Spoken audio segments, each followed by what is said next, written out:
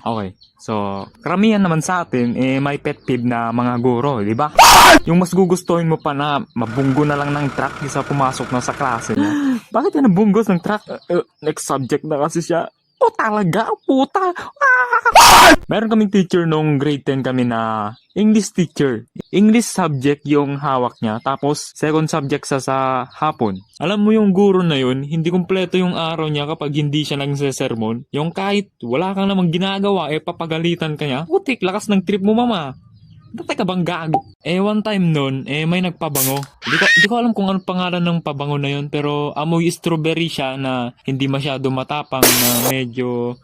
basta kapag naamoy mo siya, parang gumagaan yung pakiramdam mo na parang gusto mong higupin lahat ng pabango na yun. Galing abroad kasi yun, tsaka mamahalin din. Sana all, di ba? Mahal. Kalahati ata yung mga present nun ng time na yun, nagpabango kasi pabango ng isa, pabango lang lahat. Mabango kasi, siyempre pabango, wala naman babaho. Pagpasok ni ma'am, siyempre, ito naman si ma'am na lahat na lang ng bagay papagalitan kanya kahit na napaka-nonsense naman ng bagay na yon. Pagpasok niya, naamoy niya men. Ay okay na. Sino yung mga nagpabango? Anong pabango niyo? Ha? Ay, strawberry jam po ma'am. Grabe, galing abroad to ma'am, mamahalin. Gusto niyo po? Meron pa ako isa dito. Uy, akin na lang. Teka, si ma'am yung kinakausap ko Amoy tae. Amoy tae ng kalabaw. Ano yan? Pabango na yan? Ha? Sino yung mga nagpabango? Lumas kayo. Ay pa talaga yung nagpabango ha? Sinasadya nyo ba? Angas nyo ha? Di ko alam kung anong nasa isip ni ma'am nun, pero parang naiinggit siya kasi amoy. Kasi yung pabango niya, hindi ganun kabango. Gets? Nuggets. Tapos 30 minutes na nakalipas, di pa rin makamove on sa pabango. Ganon kalala. Nadamay pa nga yung sobrang tahimik na classmate namin sa katarantado na ginagawa ng guro na yun Ay, ikaw. Anong ginagawa mo? Nagtitake note po ma'am. May sinabi ba ako mag-take note ka? Ba't ganyan ka huminga? Ha? May galit ka pa sa akin? Lahat kami pinapagalitan niya ng walang rason. I mean, meron namang rason, pero napaka-nonsense yung rason. Uminom ka lang ng tubig. Sermon. Mubo ka lang. May galit ka daw sa kanya. Kulang na lang, huwag ka nang huminga May galit ka sa akin na Hindi na ako ba kayo nga mo? So, may galit Talaga sa akin yan Tapos isang araw, ako naman yung pinagtripan ni ma'am. Di ko alam kung ano yung trip niya kasi baka ako yung nakita kasi nauubos na siya nang napapagtripan Yung mga time na yon kasi hindi kami nagle-lesson. Nagkuyakanto lang siya about sa high school life niya daw. Paano sila nagkakilala ng nililigawan, ng liligaw sa kanya. Yung mga love life niya, yung mga marami daw siyang binasted kasi nga loyal daw siya sa isang nililigawan. Putik na yan. Napaka-cringe mo naman ma'am. Ano yan? Malaki drama yung kwento ng buhay mo? Ay, saya. Kaming mga estudyante niya yung time na yon, may sari-sariling mundo. May natutulog, tulog mo para. May nagde-date, naghahawakan ng kamay.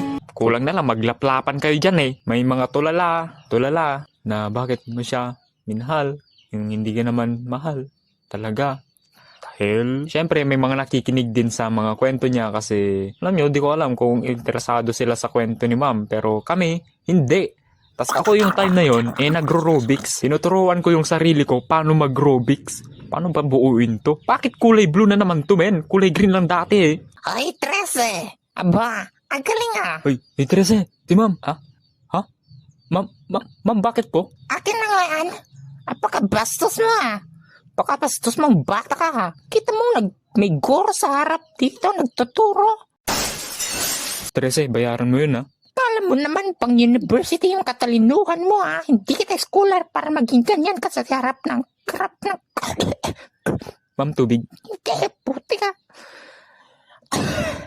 Tas hanggang natapos na yung klase namin, sa akin naikot yung sana nilaan na lang namin sa topic namin na na-stuck na sa lesson to. Talagang gulat na gulat ako na di ko alam kung nangyayari na question ko yung sarili ko na ano ba ginawa ko. Hindi naman kami nagkaklase. Buhay niya naman yung topic. Ano meron sa Rubik's? Ganun na nakatingin sa akin lahat ng mga kaklase ko. Ano ba yung kwento niya sa buhay, yung love life niya? Ano malateral serye na dapat namin panindigan? Na dapat namin tutukan? Na dapat namin tangkilikin? Uy, bars yun Direk, ganito ba talaga yung script? Oo, tumawa ka lang dyan sa part na yan. Bakit yung nakalagay? Putang ginabuhay Insert mo na lang ng tawa dyan. Di ako marunong tumawa eh. Ikaw last victim ni mama. Ano kaya next? Siguro mangbabagsak na yan. Hindi. Siguro mambabato na ng eraser. Eraser heads! Leave your head. I'm gonna hit your head. Oo, alam kong disrespect yung pagro-Rubik sa loob ng klase. Men, huwag niyo akong tularan. Pero men, nagro-Rubiks lang naman ako kasi hindi ako interesado sa topic niya. Okay sana kung yung topic namin yung lesson 2 na na-stuck na sa putik. Tapos na yung quarter, lesson 2 pa rin. Kasi buhay niya yung tinatopic niya. Yung high school life niya daw, yung love life niya. Ito yung naaalala ko na kinakwento niya. Yung high school life niya daw, marami daw siyang manliligaw. Okay, ma'am. Tapos daw, wait lang, may manok, men eh. Tapos daw, madami daw siyang binasted kasi meron daw isang manliligaw na gusto niya din. Pero gusto niyang, alam mo yun, itest daw yung loob ng lalaki kung loyal ba talaga siya sa kanya. Tapos ganun, paulit-ulit lang. Tapos nagkaroon daw sila ng anak, mga 3 anak. Tapos ganun. Ma'am, ito ba yung isusulat namin sa exam namin, ma'am? Tapos, hindi lang naman ako yung may sariling mundo yung time na yon. Kasi may natutulog, may nagde-date. Hoy, tama na yan, ha? May tulala, may kumakain. Tapos ako na nasa sulok-sulukan na ng classroom namin na nagtatago. Kasi yung classroom namin, meron dong, may mga plants doon. Ano ba yung plants? Basta yung plants na malaki, yung plants na malaki yung malaki? Basta yung malaki yung dahon niya. Di ko alam kung anong plants yon. Ako yung nakita niya, man. Siguro, ako na lang yung hindi niya na nasasermonan nung time na yun. Kasi lahat kami nasermonan niya. Ako yung pang-last. O yung last victim niya, men. Ako yung last biktima niya. Ikaw ang last victim ako, ha? Tali-talino mo kasing bata ka. Ako ma'am, matalino? Thank you. Joke lang ha, hindi ako matalino. Siguro ako yung pinagtripan ni ma'am nun kasi yun na nga, ako yung last victim niya. Tapos, bakit kasi ako nagtatago sa sulok-sulukan ng classroom namin?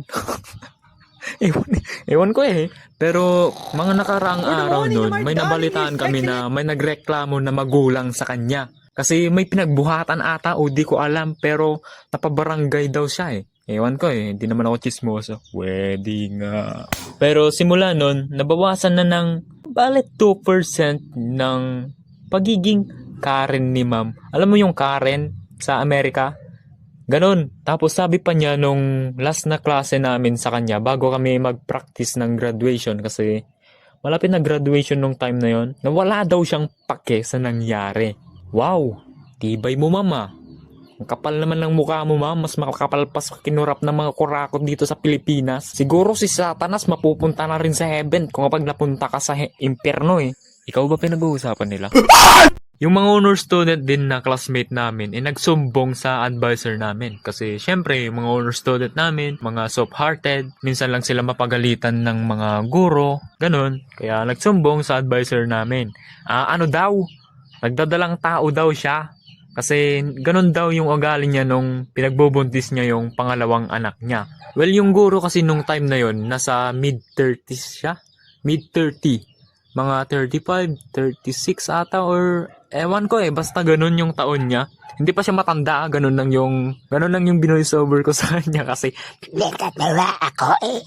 nung last grade ko sa kanya, 86. Dahil lang sa Rubik's. Ayop na pusa. Pero hindi ko naman siya naging guro nung senior high school na ako kasi lumipat ako ng school. Yeah.